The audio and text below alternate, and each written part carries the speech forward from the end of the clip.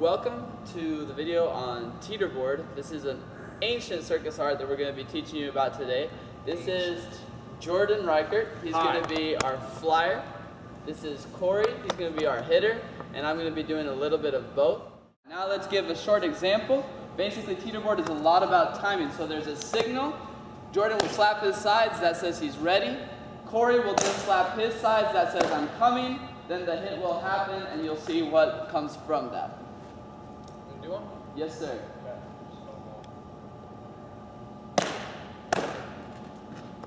SAIL!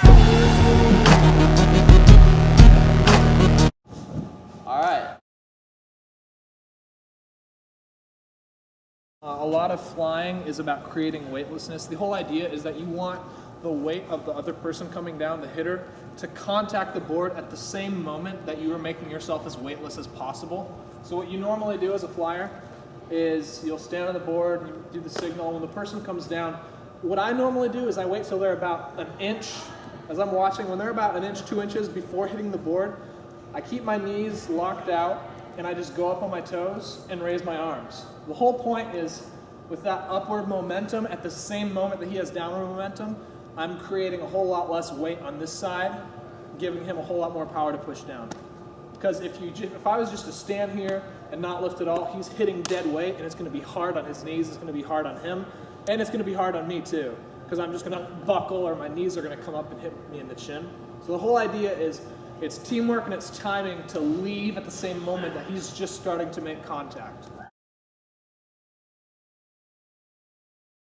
Well, right now I'm going to stand in from the hitter's position. Now from the hitting position, what I want to focus on is I want to focus on connecting with the board, all my weight coming into the board at one point. You don't want to stomp on the board because that doesn't push the board all the way to the ground. You're trying to create a long, constant push all the way to the ground. So after he gives me his signal, I'm going to try and get lift up off the tower, and then I'm going to try to centralize all my weight coming down into the board, pushing through my toes to connect the board to the ground, creating then a flick for him to fly off of.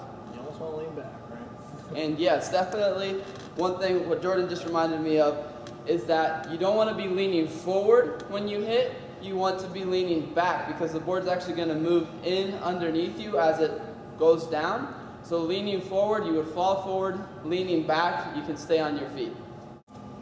Okay, now what you're going to start doing differently when you actually start taking hits in order to do flips, there's going to be a little bit of a difference in the way that you take the hit off the board. Whereas before, when I was just trying to land on my feet, I don't lean too much, because if I lean back from the board, as my center of gravity goes back, the board would flick my feet and I would flip back onto my head. So earlier, when I just wanted to land on my feet, I would stay with my shoulders over top of where my feet are. When the hit came, I would lift up, but I would almost hunch in a little bit just to make sure that I would land on my feet. And now when you start doing flips, the difference is going to be that as you start to take the hit, just as the hitter's coming down, you're going to leave the same way, but you're going to start to lean back. If you see me rocking back on my heels a little bit right here, it doesn't look like a big difference, but when you're getting hit by 200-something pounds, it's going to make a huge difference in the air. It's the difference between you landing right back here on the board or landing back on the mat. So as the hit comes down, start to rock back on your heels a tiny bit and lift. And instead of holding that chest in like this, that kills all flipping rotation. Instead of holding that chest in like this, open it up a little bit. Close, open. See the difference? Closed, open. So as it comes down, you're going to lift, lean a little bit, and open your chest.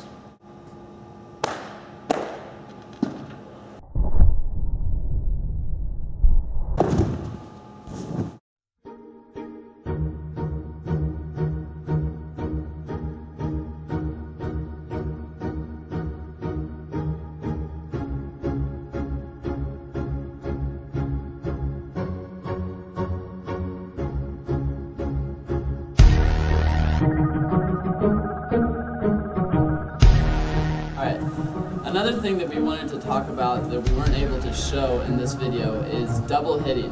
What this is whenever you need more power to fly higher and do bigger tricks, you would have two people jumping off the tower side by side to hit together, which then adds pretty much double the amount of power.